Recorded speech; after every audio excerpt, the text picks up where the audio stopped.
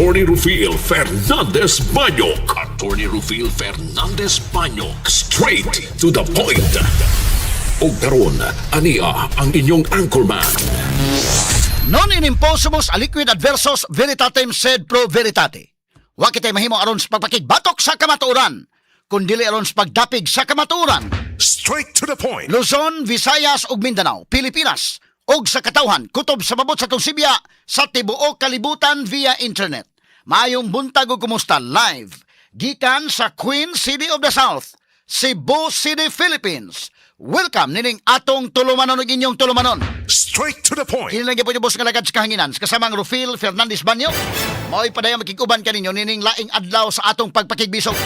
Adlaw karon mahigala nga Biyernes pizza 17 na buwan sa Hulyo tuig 2026. Straight to the point. Sa gihapon hatagan pagtagad ang mga issues nga may labot ang lungsod. Nagbagang mga expose, naguna mga reports. Dinhi lamang gihapon mga higala sa atong pagawan-uban nining atong tulumanon ug inyong tulumanon. Straight to the point. Nagunas to may skutanan karon nga buntaga mahigala kadtong asawa nga nasakpan sa iyang bana nga dunay kauban nga laing lalaki dito sa lodging house sa lungsod sa Asturias. Straight to the point. Pating gubutan ni mga sukitig paminaw. Gumikan ka na abdan yun mahigala sa bana nga ang iyang asawa mahigala dunay laing kulo kadida. Agi tal na ikataw-katawa mahigala pero subong pamalandungon sa bana mga kaigalaan. Nangadakpan ni og napriso gyud ang iyang asawa og ang kulo kadidang. Nga didto mga higala nasakpan atol mga higala sa pagbuhat ni ining mga laway nga mga butang. Straight to the point. Ang bana may higala perting sukua pero ambot unsabang pagkaunsaa mga kaigalaan nga iya mga higalang gipasaylo kay naluoy kuno siya kay sa iyang asawa. Straight to the point. So may hinungdan mga kagalaan nga matod pa gawasno na ang maong asawa karon og ang iyang kulo kadidang humanaluoy ang bana og wa na mo dayon pagpasaka og kaso sa iyang asawa. Straight to the point. Katarik pagtagad dubutaga mga higala sa atong pagban-uban ining atong tulumanon ug inyong tulumanon. Straight to the point. Samtang sa laing bahin drugas ang usa sa gitan-aw sa kapulisan nga posibleng motibo pagpusil patay sa usa ka babae nga nagsakay og e-bike sa may barangay Pahina San Nicolas proper kagahapon sa Kadlawon. Straight to the Mo point. ang report may gilang gisundan ni Radyoman Paul Lauro nga dunay gipusil patay nga usa ka babae mahigala diha sa e-bike. Ano man ang gipusil man nga babae man atang buhat. Igtan-aw may galang anggulo matod pa sa drugas. Straight to the point. Samtang sa laing bahin Cebu City Mayor Nestor Archival nitataw nga dili atol sa iyang administrasyon. Ang nadiskubre nga mga depekto matod pa. Dunay mga depekto na diskubre sa pipila ka bahin sa nagpadayon trabaho sa Cebu City Medical Center kon CCMC. Straight to the point. Na malibad si Archibald nga kanang mao mga depekto dili na atol sa iyang administrasyon. Straight to the point. Grabiha sabitan ng CCMC mahigala dagtukod og hospital dako na kay gasto hantunon wa pa gimahuman. Straight to the point. Kaingon ka daykin nga no magkaning mga proyektos gobyerno dugaya ba mahuman? Mismo gani kaning BRT mga kagalaan. Bus Rapid Transit o kumusta man nahuman na bagod na. Straight to the point. Sa ato tagag pagtagad mahigala no ang human man ni sa linog sa Bohol katutuang CCMC no. Kapin sa napo katuig na ang nakalabay. Pero hangtod doon wa pa gyud taon mahuman mga sukitig paminaw. Straight to the point. Unay nakaparat diha mahigala. Proyektos gobyerno bida. Sa hospital hasta ning BRT mga sukitig paminaw. Naka-function na bagod hantod karon kadugay na ng BRT mahigala panahon pang before pa kaning Noynoy Aquino na day. Hantod doon wa gyud. Straight to the Katari point. pagtagad ng butagas sa manuman usab nining atong tulumanon ug inyong nga tulumanon. Straight to the point. Samtang sa dugang mga balita, Senador Alan Peter Cayetano anda mo suporta sa investigasyon sa National Bureau of Investigation may labot sa pag-host sa Pilipinas sa 2019 SEA Games nga iyang gipanguluhan apan dunay kondisyon.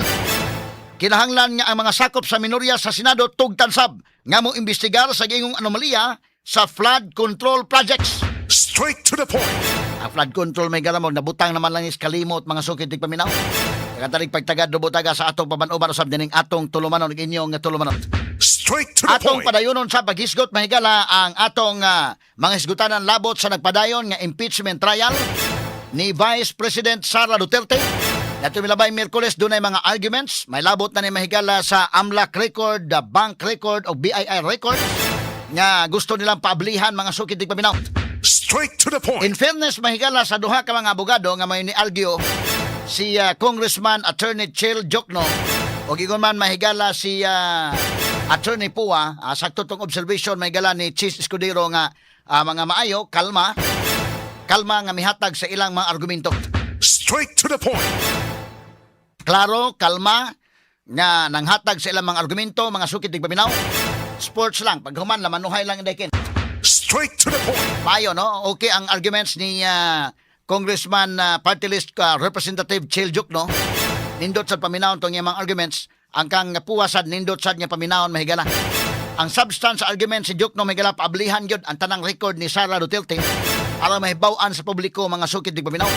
Mao ni ang kang Chil Jokno mga kagalaan, bangko, tanan nga mga amlak, BIR records mga kagalaan. Ang kang puwasad mahigala nga pagbabag niya ni ini dili pagbabag sa tanan kun dili kadtong portion nga si Sara Duterte impeachable official na. Kaya ang ila mahigalang pag-ukbon gikan pa mas pagka vice mayor. Wa may labot mga sukid tig paminaw sa impeachment. Gikan pas pagka vice mayor ni Sara, hangtod na mayor, hangtod mahigala, no? So ang pagka-impeachable official niya, pagka vice presidente mo ay subject for impeachment. So mauray alang angay nilang utingkayon. Straight to the point. Tagan talang nagpagtagad mahigala kay Lunes pa puhon mga kaigsunan mo decide ang mga senator judges. Pero akong forecast aniday maablihan gini. Ngano man tungod kay mas daghan ang mga senator judges nga medyo lahi man ang majority minority di man malikayan mahigala bisa pag inana ng sitwasyon naron.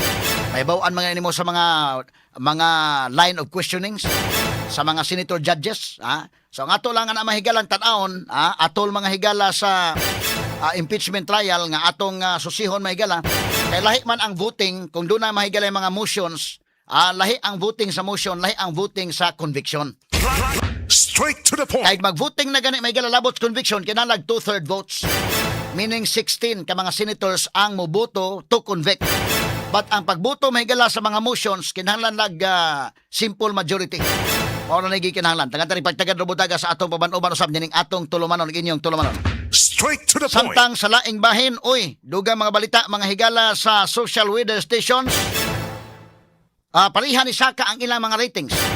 Kay si President Ferdinand Bongbong Marcos Jr., in fairness niya, ang iyang rating mahigala ni Saka karon. Gikan sa negative 15, karon mahigala 7 na ang iyang rating. Pero negative gihapon.